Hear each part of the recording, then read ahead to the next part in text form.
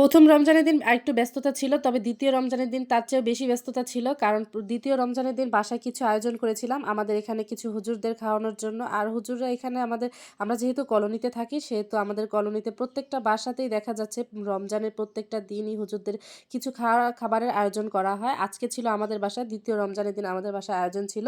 তাই সকাল থেকেই সবকিছু করে নিচ্ছিলাম। আর এদিকে শাকসবজি নিয়ে এসেছিল, সবগুলো কেটে নিলাম। আর গরুর মাংস নিয়ে এসেছিল। আর গরুর মাংসটা ভাবলাম একটু মেরিনেট করে রাখি। আর আগে থেকেই গরুর মাংসটা একটু মেরিনেট করে রাখলে কিন্তু ভালো হয়।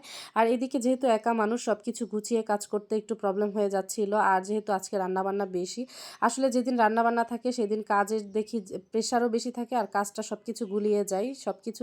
তাই ভাবলাম আগে থেকেই সব কিছু ধুয়ে পরিষ্কার করে সব কিছু আগে রেডি করে নিব তারপরে।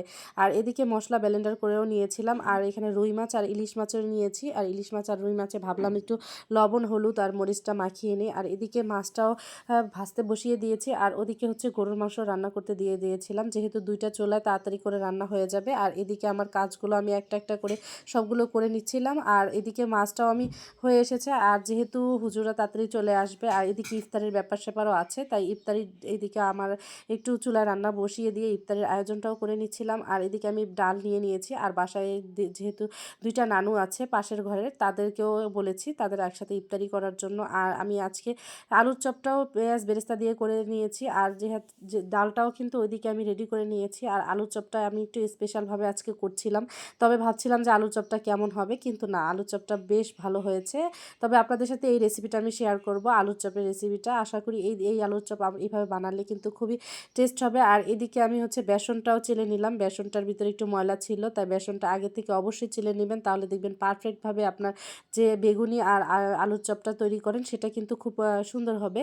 আর এদিকে আমি বেসনটাও গুলিয়ে রেখে দিয়েছি প্রায় আধা ঘন্টার জন্য। আর এদিকে হচ্ছে গিয়ে গুঁড়া মাছ চচ্চড়ি করব, তাই হচ্ছে ছোট ছোট করে আলু কেটে নিয়েছিলাম আর টমেটো, পেঁয়াজ কুচি আর কি চচ্চড়ি করতে যা যা লাগে তেল দিয়ে সমস্ত ময় মশলা দিয়ে আমি এদিকে মাখিয়ে রাখলাম। আর এটাও আমি কিছুক্ষণ মাখিয়ে রেখেছি। আর এদিকে হচ্ছে গরুর মাংসটাও প্রায় কষানো হয়ে গিয়েছে। আর একটু ভাবলাম টমেটো দেই, গরুর মাংসের মধ্যে টমেটো দিলে কিন্তু বেশ ভালো লাগে।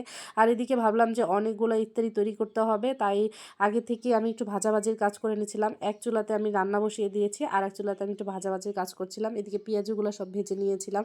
আর এদিকে মশলাটা কষিয়ে নিয়েছি, মাছটাও ভাবলাম যে বসিয়ে দিই। আর আমি এখানে 3 পদের আজকে মাছ রান্না করেছি। আর টমেটো দিয়ে 2টা মাছ ভুনা করেছি আর একটা চচ্চড়ি করেছি। আর এদিকে হচ্ছে বেগুনটাকেও আমি একটু ভেজে নিলাম, যেহেতু ইফতারির বেশি সময় নেই সেহেতু তাড়াতাড়ি করে ভেজে নিচ্ছিলাম। আসলে একা মানুষ সব দিকে সামলিয়ে কাজ করাটা আমার জন্য বেশ কষ্টকর হয়ে যাচ্ছিল। আর এদিকে বেগুনি ভাজতে দিয়েছি। আর এদিকে দেখলাম আপনার ভাইয়া ডালা সাজাচ্ছে। আসলে হুজুরদেরকে বাসায় এখন আসবে না, ওনাদের ইফতারি দিয়ে আসতে হবে, তাই উনি ডালা সাজিয়ে নিচ্ছিল আর সব ধরনের ফল দিয়ে।